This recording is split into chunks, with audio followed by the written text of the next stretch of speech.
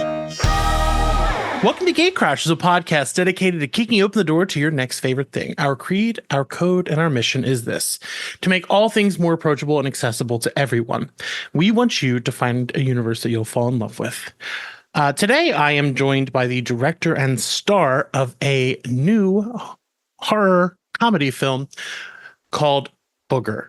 It is very funny and ironic that I'm doing this because it's about a cat who causes a lot of trouble in your life. And in the background of this video is the dog who broke my kneecap that I have surgery for tomorrow. So I'm very excited to watch this film recently. Incredible first full feature debut for you, Mary. And who I'm with is Mary Dauterman and Grace Glowicki. How are you both today? Good. Tired. Good. Also tired. I cannot blame you. I'm not used to doing interviews this early, so I've got a whole different amount of energy coming to this one. Oh, thank you for doing it.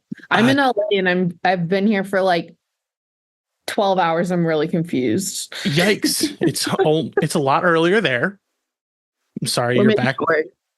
Oof. I gotta say I loved the film. It is out on streaming on September 13th. Now, I don't know if you know anything about me, but I am a pretty hard-hitting journalist, and I like to start all my interviews off with some pretty heavy stuff, so I hope you're both ready. What's your favorite sandwich? I knew it. I feel like a really complicated egg sandwich with lots of spicy things and pickled things. Is that a kind of sandwich? Anything could be a sandwich if you put it between two pieces of bread. So yes. Yeah. In that case, I'm going to say a cheeseburger. Oh. Perfect. What kind of pickled things are you throwing in the eggs though? I'm kind of caught on that. I make lots of pickled onions and little pickled carrots and veggies and things. I got weird over COVID. I think a lot of people did. That's fine. Yeah. I was weird before COVID. I had pickled okra the other day, and it was I love pickled okra. You don't like it? The texture feels like I'm licking my own arm, and I'm like, I'm all right. Okay. I don't need to fit anybody into that. So the film is weird. It's a weird concept, and I love that. What has been your elevator pitch when you're telling people about this for both of you? How are you describing this film? Yeah, I feel like the elevator pitch, the way I describe it doesn't really do it justice, but I'm trying to explain what happens in the movie so someone might be interested. I have a summary that's just it's a woman loses her best friend. Then the cat they own together goes missing. She doesn't deal with her grief and she might be turning into a cat herself. And my producer, Lexi Tannenholtz, came up with a much better pitch, which is it's as if Frances Ha was directed by Cronenberg. That is a hell of a tagline. Yeah. That's sick. Now, the film, as you mentioned a little bit, it does deal with loss. What do you think it is about both the horror genre and the comedy genre that make stories of loss so easy to kind of tell through those lenses? I feel just as a person, I tend to see the humor in everything, which is sometimes a curse. I'm why am I laughing? I'm having the worst day ever. But I do think that the two go together. There's so much about grief that's having something pent up and having something released. And I feel that's how comedy works too, is kind of building tension and then releasing it in a surprising way. So it felt pretty easy to weave those two things together in this film. Grace, you give one hell of a performance in the movie. I am curious, what is, you've probably been talking about this a lot. What has been your upbringing with cats themselves? Are you a big cat person? Do you have one? What's going on there? So truthfully, I'm allergic to cats. I don't like cats. I've never been around cats. I'm very much a dog girl, and my spirit feels very canine. The feline, I'm always do you love me? Do you love me? Let's hang out. Let's go. So it was actually really difficult to kind of like learn. Well, not difficult, but it was like it was a conscious thing to try to become a cat lady in this movie because yeah, I really didn't know much going in. So yeah, I came in like as a true newbie when it came to cats and had to do some learning. Okay, did you learn anything interesting? Yeah, like they're like the cliches I think like run true where like you can't control them. They're kind of bitchy, they're a little defensive, and then sometimes they give you their love, but like on their terms. Yeah, so like the stereotypes kind of feel true when I would like look into it a little more. That. And Mary, you directed and wrote it. So like what made you want to do kind of a metamorphosis body horror with a cat rather than other Cronenberg-esque things that we often see? Yeah, she could have been a street rat, but because it's Brooklyn, and I feel like I was thinking about the environment I'm just in. I wrote it during COVID, and then I think the footprint of the film started feeling like what my world was like at that time. But also I am a crazy cat person. I have 2 pet cats. I foster kittens, so there's currently 4 cats in my house right now, which is too many. But I'm a big fan of cats, and I do think that their behavior is yeah, kind of in line with a person who is trying to take a lot of personal space in a time that they maybe shouldn't. So I felt like a really interesting layering. And also, yeah, I was having a lot of fun sending Grace just videos of my cats and then her like mimicking their behavior. Grace, I don't want to give any spoilers away, but there are some pretty visceral scenes in this. The hairball is something that is going to stick with me maybe forever. What was it like for you as an actor getting to do things like that outside of maybe the norm of horror? Because you're doing something very unique.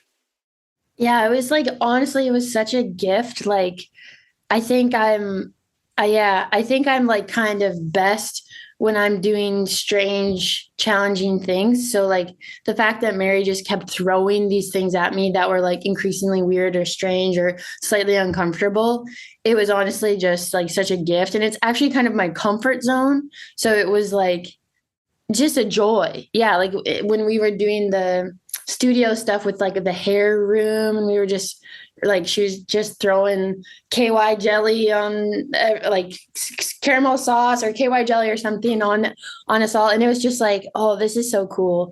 So it was yeah, I think I said this in another interview, like the emotional stuff was challenging for me, but all the weird stuff was like just like a joy and a gift from Mary. So yeah, it was great. I love that. Mary, there are some really interesting sequences about the main character and her friend that she lost that are shot kind of like on cell phones, and it's more like a memory lane type video. What made you go that route to kind of show their past together? Yeah, I yeah, writing it, I think I tried some flashbacks and I was like, no, this is still corny. I can't do this. I can't figure this out. And then I started thinking about how like I mean, I think we've all probably had this happen where your iPhone sends you like a video of a horrible memory or something and you're like, oh my God. But our phones are horrible time machines and we can get stuck in them. And I think that the way Anna's character would be dealing is living in that like time machine. She wouldn't want to be facing reality. So I tried to kind of create something that felt sympathetic and then turned scary. Like she's addicted to being on her phone in a way that's we're all addicted to being on our phones, but she's addicted to being on her phone in a way that won't let her live her life anymore. I just felt like a super authentic way to show grief of someone just kind of like living through the social media aspects of like what we were. Now there is one more thing. This isn't maybe something most people would ask about, but through I think the first like half of the movie, Grace, you were wearing this bright yellow shirt. It is like I love it. It's obnoxious. It's a very vibrant color. Can you just explain that choice of shirt? Because like it's what has stuck with me. The hairball, sure. This yellow shirt has just buried itself in my mind. Yeah. I don't know. The way that I plotted it out with the production designer and the wardrobe person and my DP was I had a color.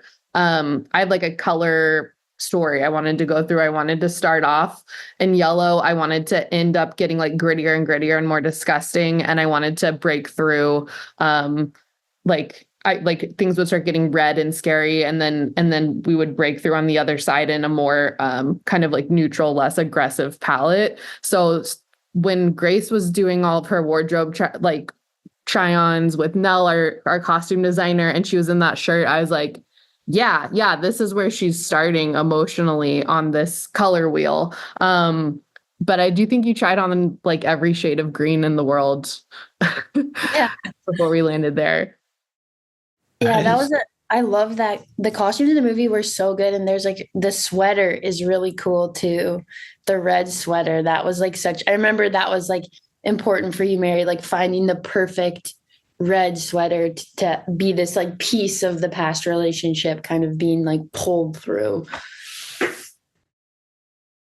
I'm so excited that it was like an actual thing and not just this really yellow shirt was in the costume closet. One last thing. Man, this is your first like directorial feature debut. What does it feel like for you that it's going to be so accessible in the next couple of days? Is there any thoughts going through your head about that? Anything that you're like just kind of ruminating on? It is interesting to be like, okay, this is a thing that my friends have seen and people that I understand have seen, and now full strangers are going to see it. So that's a little scary. I really hope that it finds its freak audience, and I'm excited about that. But I think for sure there's going to be people who this is not for them, but hopefully they avoid it because they avoid the word booger. Yeah. Oh, yeah. That, I guess I should have asked about the title being hilarious. But Grace, for you, you've gotten to play a cat, essentially. Are you going to walk away from this kind of appreciating cats more, or you're still, well, I mean, you're allergic, so not really on your agenda to get one? I think like definitely my appreciation has increased for cats. They're pretty cool. I think as a person I strive. Unfortunately, I'm a dog. But I wish I was a cat, because there's like this independence about them and this like sensuality that I'm just like, wow, like I think I would be a cooler girl where I could be more like a cat. So deep appreciation of the cat. I love that. Well, thank you both for chatting. The film is going to be on video on demand as of the 13th. Are there other things people should be picking up of your work to broaden their horizons? Everyone has to watch Grace's movie Tito, which has been out. It's been out for a few years, but it's incredible. If you love this performance, like, get ready to watch some freak ass performance. Check it out. Well, thank you both for being here.